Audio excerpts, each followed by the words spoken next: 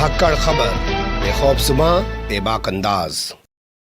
धाकड़ खबर के न्यूज़ से मैं आपके साथ हूं अकरम रईस खान। 2 दिन पहले तक जो आजम खान बयान देकर कह रहे थे कि उन पर हुए अन्याय के लिए आने वाली कई सदियां खून के आंसू रोएंगी, वो आज एक भरी सभा में खुद ही रोने लगे। जी हां, वो आजम खान आज खुद ही एक भरी सभा में रोने लगे और उनके आंसू क्या छलके कि सभा में मौजूद हर शख्स की आंखें भीग गईं, यानी हर शख्स की आंखें गीली हो गई। पहला सवाल ये पैदा होता है कि आखिर आजम खान ऐसे क्यों रो पड़े हैं, और दूसरा सवाल ये पैदा होता है कि उनके रोने को कैसे देखा और समझा जा सकता है। तो मुझे लगता है मुझे ज्यादा कुछ बोलने की जरूरत नहीं पड़ेगी। आजम खान के तमाम वो वीडियोस हमारे पास मौजूद है, मैं एक एक कर आपके सामने रखने जा रहा हूं, खुद देख और सुन लीजिए। जिंदाबाद जिंदाबाद जिंदाबाद।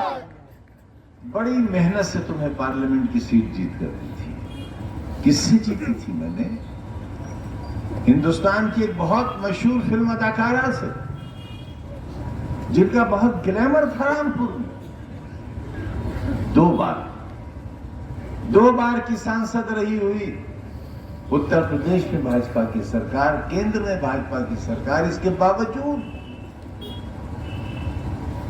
आजादी के एक लंबे सफर में 1947 के बाद आपकी झोली में लाकर डाल दी थी ये सीट,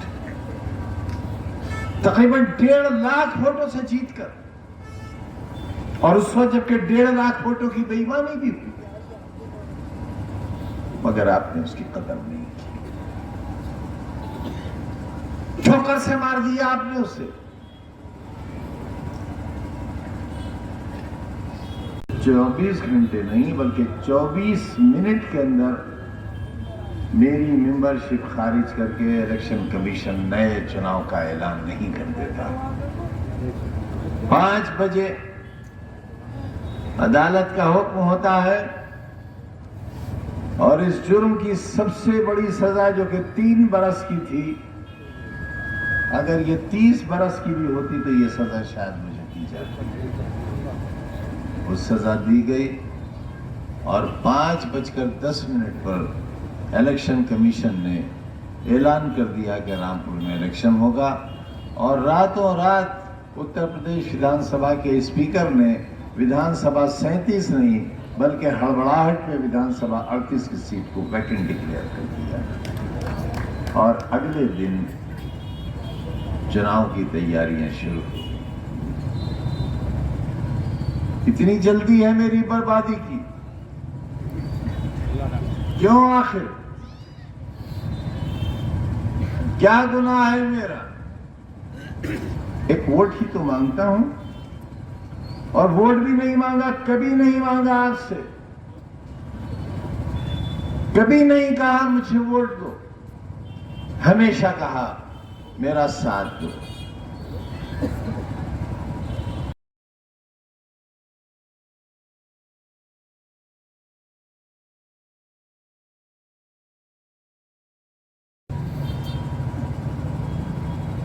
मैं एमपी नहीं रहा इसलिए कि मैंने ये सोचा था कि हुकूमत आ जाएगी और मैं उस अंधेरे को एक बार फिर उजाले में तब्दील करने की मौला के करम से कोशिश करूंगा, जो रह गया। उम्मीद थी कि सरकार बनेगी, यकीन था सरकार बनेगी, ना उम्मीद पूरी हुई ना यकीन पूरा हुआ, सरकार नहीं बन सकी।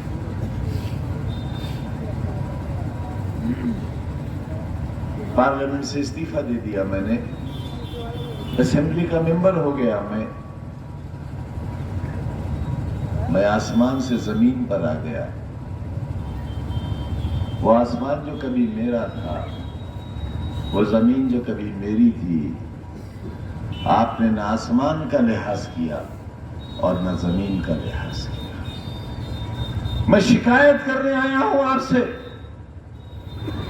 और इस खाने खुदा को जिस तरह हासिल जानकर आसिम राजा ने कहा है, मेरी जेल की एक सांस का हिसाब नहीं चुकता कर सकते आप, मेरे एक आंसू का हिसाब नहीं दे सकते आप। सामने की बैरिक में मेरी बीवी बंद थी, और 8x11 की कोठरी में मेरे साथ मेरा बेटा बंद। कोई है बाप, कोई है ऐसा जालिम बाप जो 27 महीने तक अपनी औलाद के खून के आंसू अपनी आंखों से देखता रहा हो? है कोई बाप ऐसा जालिम? मैं हूं ऐसा बाप। किसके लिए बच्चे का मुस्तकबिल खो दिया? किसके लिए? बीमार बीवी 1 साल रगड़ती रही कैद के अंदर, प्रोफेसर से रिटायर होने वाली औरत, किसके लिए? सोने और चांदी के कंगन के लिए? किसी आलीशान कोठी या महल के लिए? किसी जहाज या हेलीकॉप्टर के लिए? न, इसके लिए। पार्लियामेंट का चुनाव आया और आपने असीम रजा को हरा दिया। तुम एक ऐसी रियासत में रहते थे जिसका मालिक तुम्हें गधे का बच्चा कहता था। तुम्हारे अजदाद को गधे का बच्चा कहता था, और जो गधे का बच्चा कहलाता था वो अपने घर जाकर कहता था, आज सरकार ने हमें गधे का बच्चा कहा है। मैं तुम्हें इंसान बनाना चाहता था, मैं तुम्हें बेहतरीन शहरी बनाना चाहता था, मैं तुम्हें हिंदुस्तान का सबसे अच्छा शहरी बनाना चाहता था, मैं तुम्हारे बच्चों को कलेक्टर और एसपी की कुर्सी पर बैठाना चाहता था, तुम्हारे दिल और दिमाग का इलाज करने वाला डॉक्टर बनाना चाहता था। ये था मेरा खुदा। फिर आखिर मेरी मुस्कुराहटें क्यों छीन ली आपने? मेरी सांसें क्यों छीन ली आपने? 27 महीने की तन्हा कोठरी की कैद क्यों दी आपने हमको? क्या गलती की हमारी? क्या खता थी हमारी? गुनाह बताओ हमारा। क्यों हुआ हमारा दुश्मन? सरकार क्यों दुश्मन हुई मेरी? मेरी जान की दुश्मन क्यों हुई? मुझे क्यों जेल में जहर दिया गया? बताओ मुझे क्यों जहर दिया? 2 दिन तक कोरोना के भयानक मरीज को जेल के बाहर क्यों नहीं जाने दिया गया ताकि मैं मर जाऊं? क्यों आखिर किया आपने मेरे साथ ऐसा? हाथ उठाकर बताओ कितने लोगों ने जौहर यूनिवर्सिटी को चंदा दिया है? बताओ हाथ उठाकर। एक डूब कर मर जाऊं मैं शर्म से। मैं तुम्हारे कल के लिए दर दर की ठोकरें खाता फिरा, भीखे मांगता फिरा, दामन फैलाता फिरा कि मेरे बच्चों के लिए इदारा चले। तुमने नहीं दिया। मैं दुनिया भर से मांग के लाया और आज ईडी की जांच चल रही है मेरे ऊपर, हथकड़ियां इंतजार कर रही हैं मेरा, इस उम्र में कैद की कोठरियां मेरा इंतजार कर रही हैं तुम्हारे बच्चों के मुस्तकबिल की खातिर। ये दिया तुमने। और क्या देना चाहते हो? बेगैरत आवाज और बता क्या देना चाहता है तू? इस जमाने के कैंसर, जिल्लत और ख्वारी के अलंबरदार, बता इस शहर को और क्या देना चाहता है? एक बेगैरत आवाज बता क्या देना चाहता है? एक बेहया अपनी मां की कोख से जले हुए बता क्या देना चाहता है? आज भी ये आवाजें बाकी हैं, आज भी बाकी है। तुम पर जुल्म करने वाली आवाज एक से ही मीर जाफर भी एक ही था। तुम संघर्ष करो, हम तुम्हारे साथ हैं, हम तुम्हारे साथ हैं। बात पड़ा। मेरी मौत चाहते हो? मेरी मौत चाहते हो? मारो मुझे, मार दो गोली यहां मुझे। खुदा की कसम वो मौत मेरी जिंदगी की तकलीफों से सस्ती होगी और अच्छी होगी। मेरे पूरे घर को मार दो। तुम्हें मालूम है जुल्म के कितने पहाड़ सह रहे हैं हम?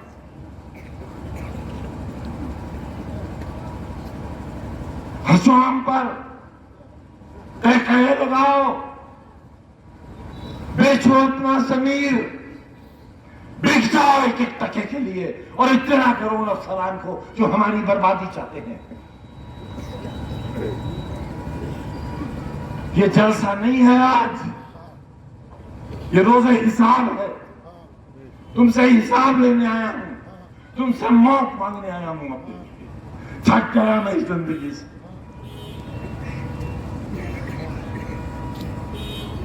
अजहर खान जेल में बंद है, उनके एरिया के आंसू नहीं देखे जाते मुझसे। जेल में बच्चे बंद है बेगुनाह, किसी ने मशीन नहीं चुराई, किसी ने फर्नीचर नहीं चुराया है। मैं लाता था कलकत्ते से ट्रक के ट्रक भर के फर्नीचर के पुराने कबाड़ के, उनकी मरम्मत कराता था, उन्हें पॉलिश कराता था और तुम्हारी उस फैक्ट्री में उन्हें सजाता था। पुलिस उन्हें उठाकर ले गई, हमें डाकू और चोर बना दिया। भाई जीना चाहूंगा, जीना चाहूंगा ऐसी जिंदगी ना। हराम है खुदकुशी, इसलिए जिंदा हूं, इसलिए जिंदा हूं क्योंकि खुदकुशी हराम है। पुलिस ने डंडा मारा था ना जमीन पर, इसलिए भाग खड़े हुए थे।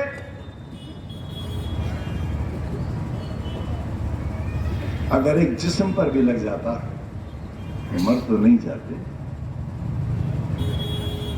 मैं तुम्हारे जख्मों पर अपने दिल का खून लगाकर उनको मरहम बना देता, मगर तुम घर से निकलते तो जालिमो। राजा पठान नहीं है इसलिए, इंसान तो है, इंसान तो है। तुमने एक इंसान को जलील किया है।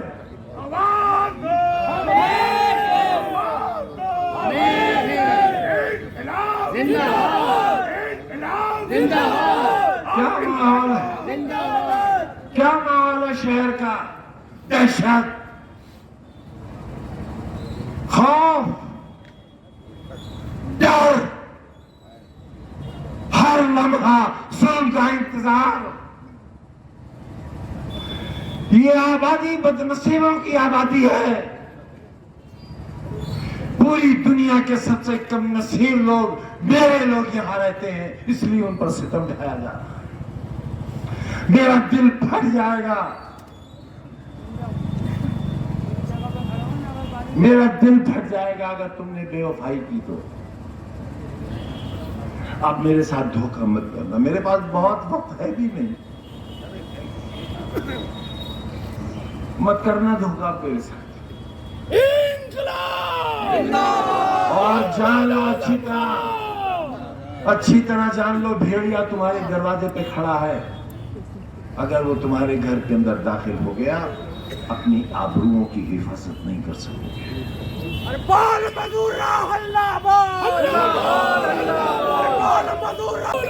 कुछ मत सोचना मेरे बारे में बहनों, कुछ मत सोचना।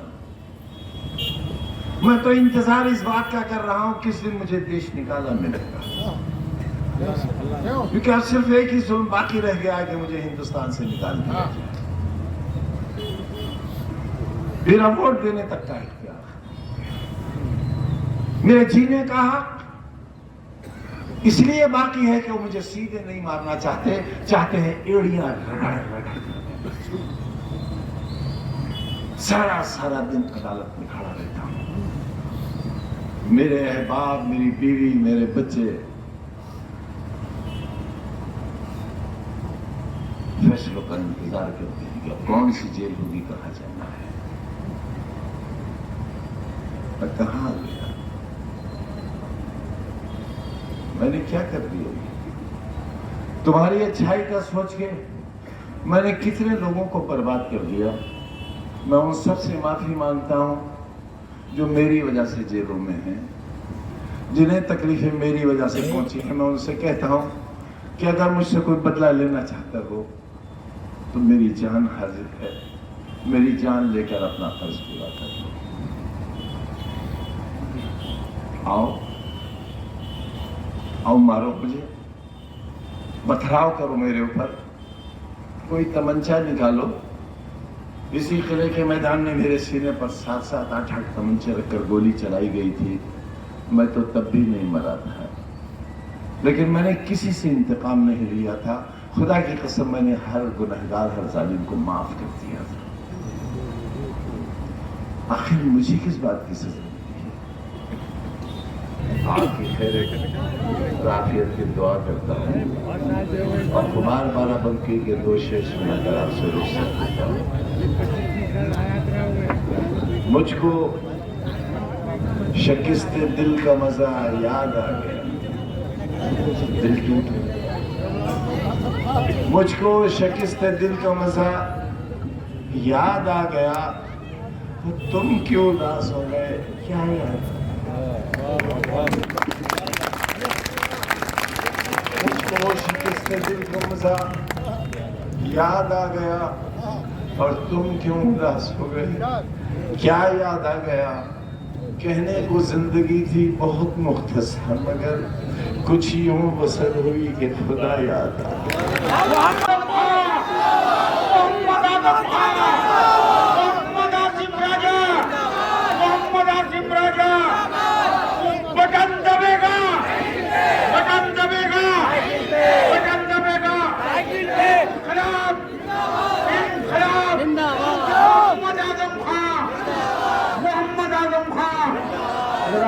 कल बरोस बाद नमाज इशा मोहल्ला नाला पार पुल पर समाजवादी पार्टी की जानिब से आसिम राजा साहब की हिमायत में एक अज़ीमुश्शान जलसा-ए-आम होगा। कल बरोस पीर बाद नमाज इशा नाला पार पुल पर आसिम राजा साहब की हिमायत में एक अज़ीमुश्शान जलसा-ए-आम।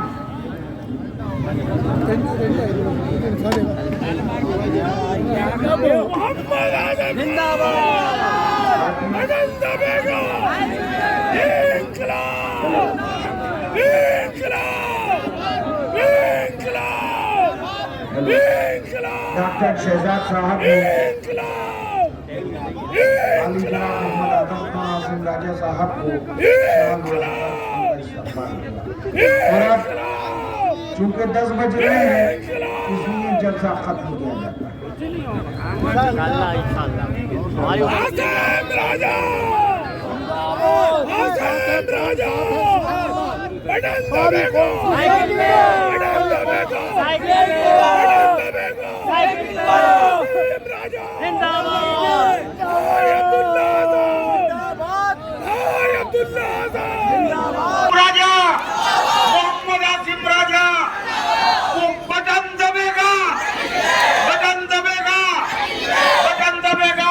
सुन लिया आपने आजम खां को। उन्होंने हर अपने दर्द को आज जनता के सामने रखने की कोशिश की। उन्होंने बताया कि कैसे उन्हें 27 महीनों तक जेल में रखा गया और उनकी जेल में ही हत्या करने की कोशिश की गई। जैसे ही वो जेल से छूट के आए वैसे ही उन पर एक मुकदमे में सजा घोषित करा दी गई। 3 साल की सजा थी, पूरी 3 साल की सजा घोषित की गई। उसके बाद चंद मिनटों के अंदर उनकी सदस्यता समाप्त कर दी गई, चुनाव का ऐलान करा दिया गया और उनसे वोट डालने तक का अधिकार छीन लिया गया। यानी वो बता रहे हैं कि कैसे कैसे उनके खिलाफ जुल्म किया जा रहा है और इसका बदला वो चाहते हैं कि रामपुर की जनता वोट के जरिए दे।